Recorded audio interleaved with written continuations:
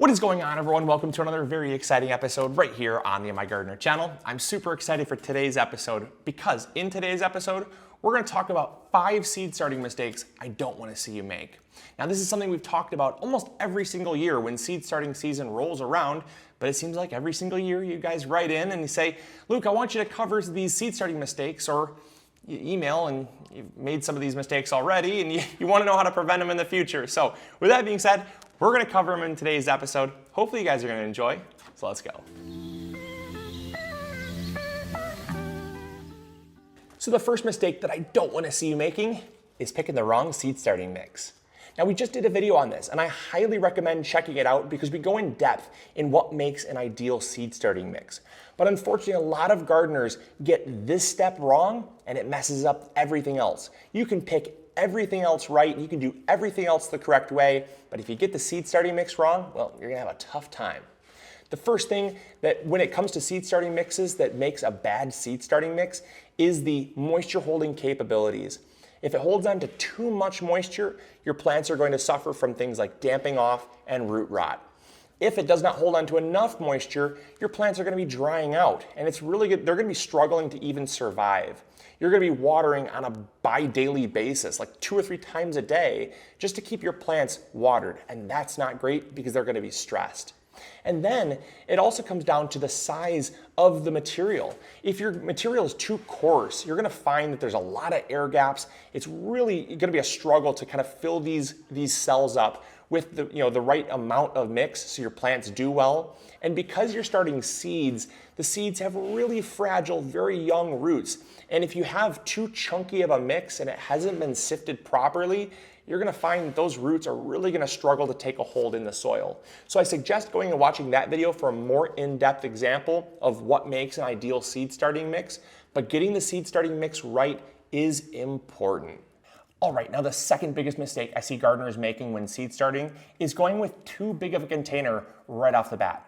Now, if you're growing something like a tomato or a melon or a pumpkin or a cucumber, those grow really fast, or when they germinate, they're already really big. I mean, think of how big a pumpkin is when it germinates. It's like the size of my thumb the moment it germinates. Whereas, a tomato, it starts out fairly small, but it grows super fast. And you don't want to have to play catch up and try to be up potting it and moving it to bigger containers. It's better just to start with a slightly larger container for something that grows fairly fast, like a tomato does. So for tomatoes and melons and fast growing big plants, I throw them in these containers here. These are 3 inches by 3 inches by 3 inches.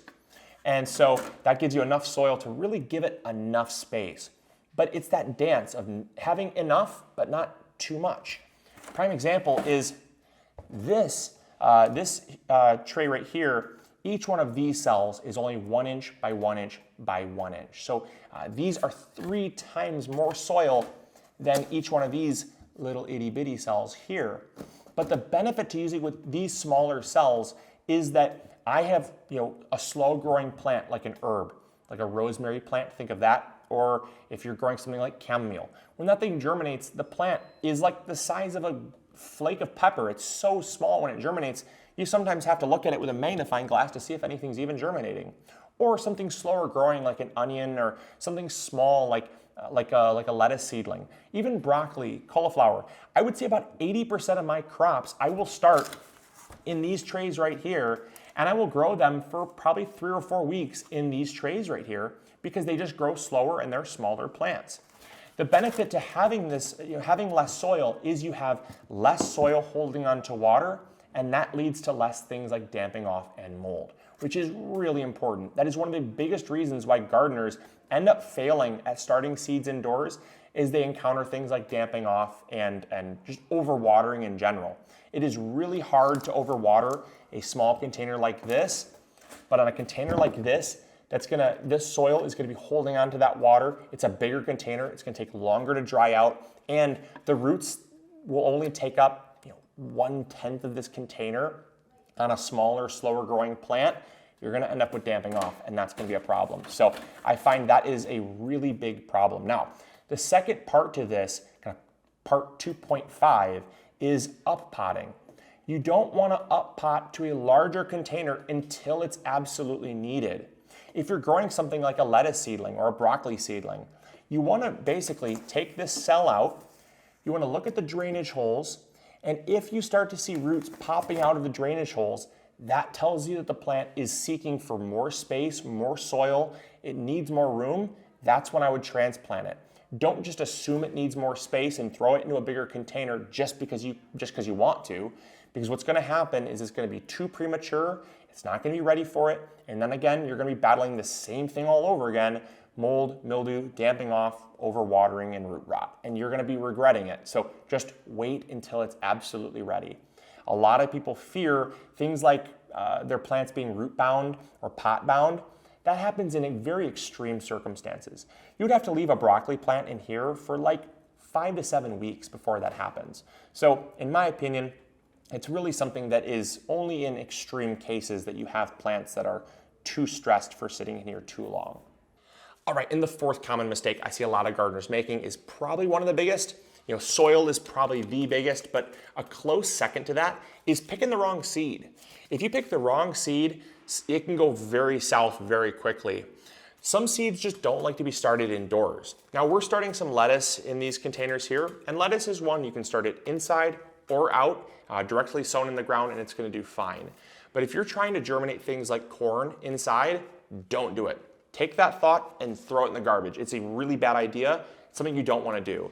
If you take corn, even in a big container like this, it's going to grow, but for whatever reason, it does not like to be transplanted. And in my experience, I've been doing this for a long, long time.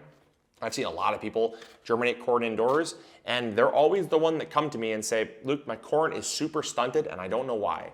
I ran some tests, I tried it myself. Corn just doesn't like to be germinated inside and transplanted outside. It's better if you just take it and sprout it right directly outside.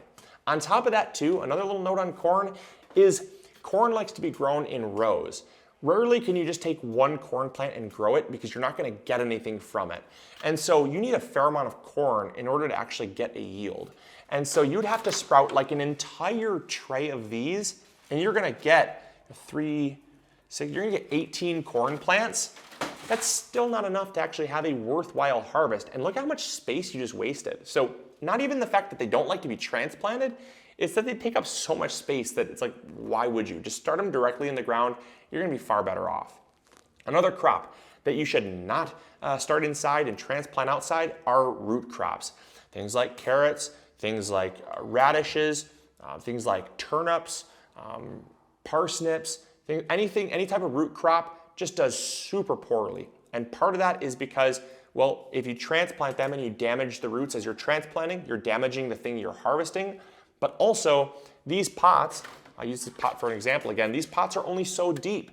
And what happens when that plant grows down and touches the bottom of this pot? What it will do is it'll literally tell itself, well, I can't go past this. And it's gonna remember that.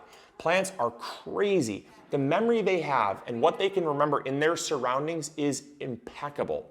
They will know there's a wall here, there's a wall down here, like there's these blockades that I can't go past. And so what it will do is it'll start to try to bend in different directions to find where it can grow. And you're gonna end up with a carrot that's either totally misshapen or no carrot at all because you grew it in a container. Just don't do that. Direct sow it in the ground. You're gonna be far better off. Then the final thing that you really shouldn't start indoors in containers are really big vining crops. Things like peas. They grow so fast and they get all vining and tangled up, it becomes nearly impossible to transplant them. If you wanna see what happens when you try to grow peas indoors, check out like 2 years ago. We made this mistake. We were like, well, let's just try it just to see what happens. And I instantly regretted it because what happened was they got all tangled up. And then the moment I tried to transplant them, I started breaking stems. And once you break a pea stem, they're dead. Same thing with pole beans. Pole beans they're gonna get too tangled up. Things like cucumbers, pumpkins, you can start them in these big containers, but you gotta transplant them super, super, super fast so that they don't get overgrown and tangled up, things like that. So I prefer just to take your vining crops and your fast growing crops, put those right out in the garden and direct sow those. And then the final thing that I think is just needed to be said, because obviously I do get this every once in a while, things like seed potatoes. If you have like a tuber, like a seed potato, just start that directly outside. Don't put those inside in containers and start them early. You're really not going to end up with a whole lot of success. So that's the fourth mistake, is just picking the wrong seed and seeds that don't like to be started indoors. All right, the fifth and final mistake when seed starting is improper watering. I see a lot of gardeners watering the wrong way, and that can actually be the difference between success and failure when seed starting. Now I have here an example that is the wrong way to water. I'm going to show you the wrong way. I'm also going to show you the right way. And the difference between two of these is the direction that the water comes from. If you water from up above, you'll see what happens. Imagine you just planted your little seedling. Oh, it's so cute. And just boom. Yeah, what just happened? Failure. That's what just happened. Don't do that. And I prefer that you water from down below. Watering down below includes a holeless seed tray. And that makes all the difference, because what's going to happen is you're going to water from below the plant, and it's actually going to wick the water up into the soil, watering the seeds from below. These all have holes in the bottom. These are drainage holes, but it also allows for the soil to wick that water up into the cells themselves, rather than watering from above, which causes a lot of splashing and disturbance of the soil. It's going to move your seeds around. It's going to bury your seeds deeper. You're going to have a lot of inconsistencies when you're watering, and in some cases you end up also over-watering, because your soil you're not actually able to see how much water is left over. With the holeless seed trays, any water that's left over is going to remain in the tray, and you can simply dump it out. And that kind of tells you a good gauge of I'm overwatering or I'm underwatering. And so improper watering is a big thing. All these seedlings are going to get uniform water. They're going to get exactly the right amount of water, and you're not going to be displacing your seeds like you did here. That's really all I got for you. I hope you guys enjoyed. I hope you learned something new. If you did, make sure to throw a thumbs up. If you made some of these mistakes, don't beat yourself up. That's why I'm here. But also, the last thing I'll say is that if you stick around, there's going to be lots more videos like this, and we're going to talk about lots more things that, mistakes that I don't want to see you make. So if you're a new gardener, or even if you're a little bit of an advanced gardener, stick around. You're going to like what you see, so hit that subscribe button, and we'll catch you all on the next episode. As always, this is Luke from the MIgardener channel, reminding you to grow big or go home. We'll catch you guys later. See ya. Bye.